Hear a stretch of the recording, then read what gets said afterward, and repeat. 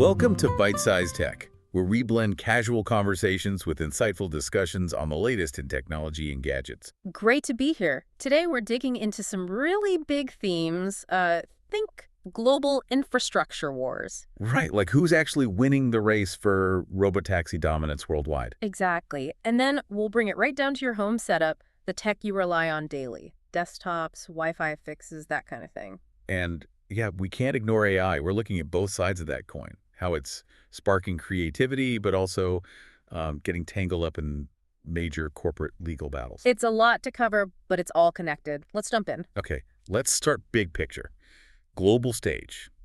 Autonomous vehicles are, well, they're really accelerating, aren't they? Oh, absolutely. The competition is fierce. And what's really standing out is how Chinese companies are positioning themselves. Yeah, the sources talk about plans for thousands of vehicles globally in just the next few years. That's the plan. And what's interesting, they're not just sticking to China like, say, Waymo mostly does in the U.S. So they're going international straight away. Definitely. WeRide, Baidu, Apollo Go. They've got this deliberate multi-continent strategy. Like where? Well, Southeast Asia, for one. WeRide's partnering with Grab, already testing in Singapore. They expect a rollout, believe it or not, by the end of this year. Wow, that's quick. And Europe's on the map, too. Yep. Baidu Apollo Go has teamed up with Lyft. They're eyeing the UK, Germany, probably around 2026. They're basically waiting for regulations to ease up, which they expect next year. And Momenta's already testing with Uber in Munich. They're laying groundwork early. They are, but the real sort of strategic hotspot, the Middle East. Oh, like UAE, Saudi Arabia. Why there? Exactly. Abu Dhabi, Dubai, Riyadh, Doha. It's partly about being able to charge higher fares, sure. Deep pockets help. But there's more to it. Yeah, the key thing is the socio-political angle. A lot of the current ride-hailing drivers there are guest workers. Okay. And how does that help the robotaxi companies? Well, guest workers generally have less political clout, right? So there's potentially less public backlash, less resistance when these companies push for the rule changes they need to get driverless cars on the road. Ah, I see. So they're kind of leveraging a local social dynamic to speed up tech adoption globally. That's quite the strategy. It's shrewd. And the tech itself, these aren't basic test vehicles. No, what are we talking about? Think WeRide's Giant X vehicle. It's loaded. Over 20 sensors, multiple LiDARs, cameras, radars, the whole 9 yards. So even though there's often a safety driver inside, Their hands are off the wheel, the car is doing the driving, it's advanced stuff. it sounds like China's going all in, while other places are maybe more hesitant, like Japan. Exactly. Japan's being much more cautious. They're working with Waymo and the Go Taxi app in Tokyo, but it's mainly using human drivers to train the AI systems still. Not replace them yet. Not yet. Regulations there are strict. You still need a human on board. Even advanced systems like Nissan's ProPilot, that's level 2, still need constant monitoring. Full driverless, level 4. That's further off in Japan. Gotcha. But the overall trend is clear. Oh, yeah. Bloomberg NEF is forecasting something like 6 million robotaxis globally within the next decade. It's coming. 6 million. Right. That's a huge number. Okay, let's shift gears from that massive global scale right down to the tech inside your own four walls. Things you actually control, like the good old desktop computer. Yeah, desktops have seen a bit of a comeback, and it makes sense. Why is that? Laptops are so convenient. They are, but for sheer performance, value for money, and especially upgradability, desktops still win out. Great for power users, gamers. And they come in all shapes and sizes now, right? Yeah. Tiny boxes, sleek all-in-ones. Exactly. So for folks listening who might be thinking about an upgrade, let's skip the basics. What's the new essential spec they absolutely need to look for? Good question. What's the floor now? Okay, the baseline has definitely moved. RAM. You absolutely want a minimum of 16 gigabytes now.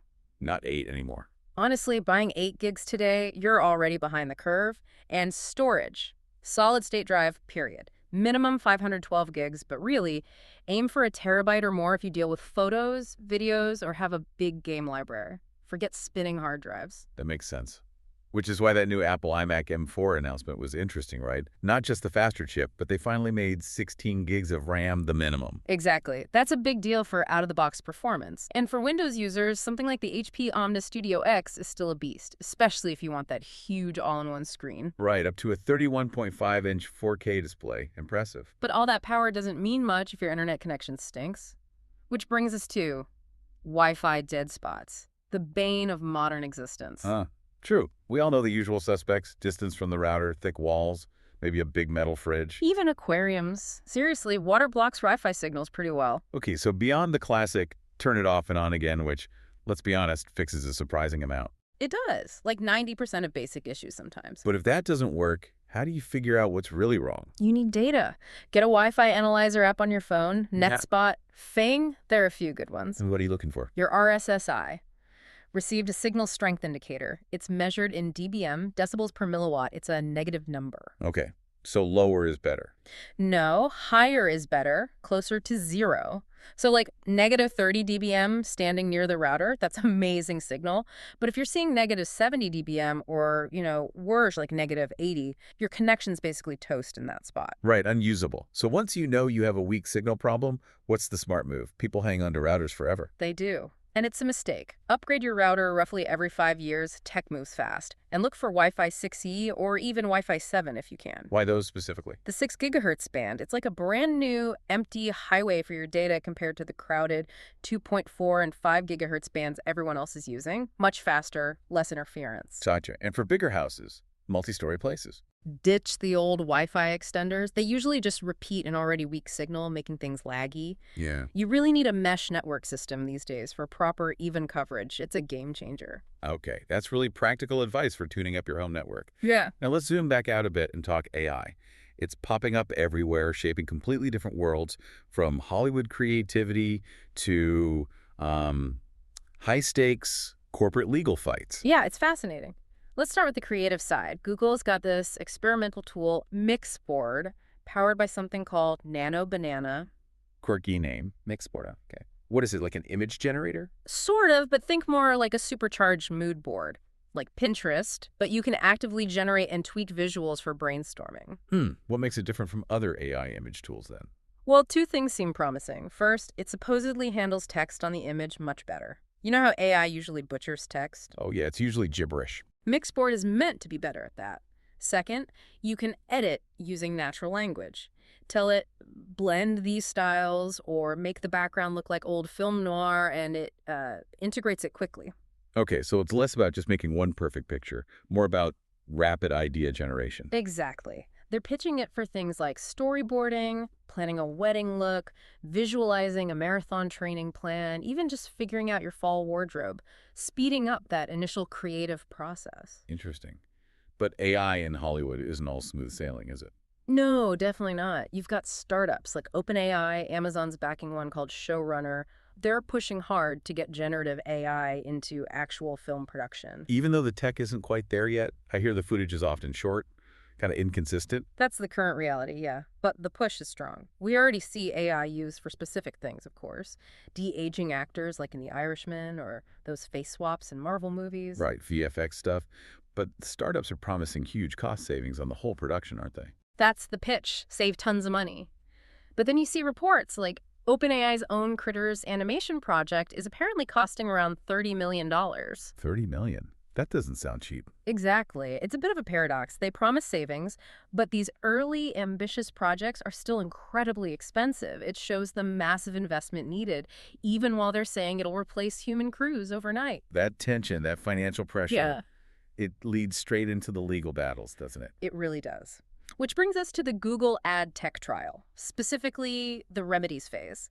The U.S. Department of Justice won the liability part. Now it's about fixing the monopoly. And the judge, Judge Brinkema, she framed the core issue as trust. Pretty much. Can the court trust Google to follow rules if they just impose behavioral changes, like ordering them not to do certain anti-competitive things? Why the skepticism? Well, the judge previously found Google guilty of, let's just say, not being very careful with evidence rules during the trial, particularly around deleting internal chat messages they were supposed to keep. Oof. Okay, so given that lack of trust, what's the DOJ asking for? What's the proposed fix? They want a structural remedy, a breakup. Force Google to sell off its main ad exchange, AdX. The marketplace where ads are bought and sold in real time. Exactly. And maybe also sell off or open source DFP, which is the main tool publishers use to manage their ad space and run auctions.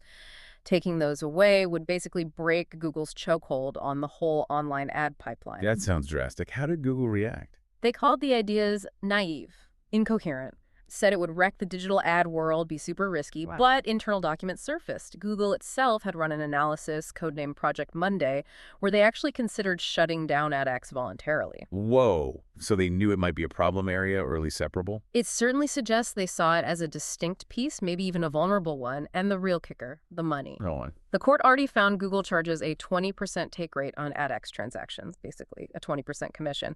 And the judge explicitly said that rate was above a competitive level. Meaning they're overcharging because they have a monopoly. Pretty much. And when asked if they'd commit to lowering that rate under court order, Google wouldn't promise anything. So the DOJ's expert basically said, look, given Google's past behavior and how much money they make from this, they have every incentive to try and wiggle around any behavioral rules, which means A breakup might be the only real way to fix it. that's the argument. It really raises questions about how you regulate these incredibly powerful tech giants effectively. Can rules alone work when there's so much power and incentive to bend them? It's a huge question. So wrapping this all up, we've gone from, Chinese firms using smart tactics and tons of sensors to lead the robotaxi race abroad. Right, down to making sure your home tech is up to snuff, thinking about 16 gigs of RAM minimum, maybe Wi-Fi 7 for that crucial connectivity. And then seeing AI as this double-edged sword, empowering creativity with tools like Mixboard on one hand. And being at the absolute center of massive antitrust fights over market control and, fundamentally, trust on the other. Yeah, that word keeps coming up, trust. We saw incredibly powerful tech, cars driving themselves, AI creating instantly. But the ad tech trial really highlighted it. Does the system work fairly? Can you trust the players involved? And as all this tech gets woven deeper into, everything, our cities, our homes, our work, our art, Yeah. that seems like the question we all need to keep asking, doesn't it? Who do you trust with your data, with your performance, with your future? It's the human element behind the hardware and software. Crucial. Definitely something to think about. Thanks for tuning in to Byte-Sized Tech. If you enjoyed this episode, like, comment, share, and subscribe for more fun tech discussions.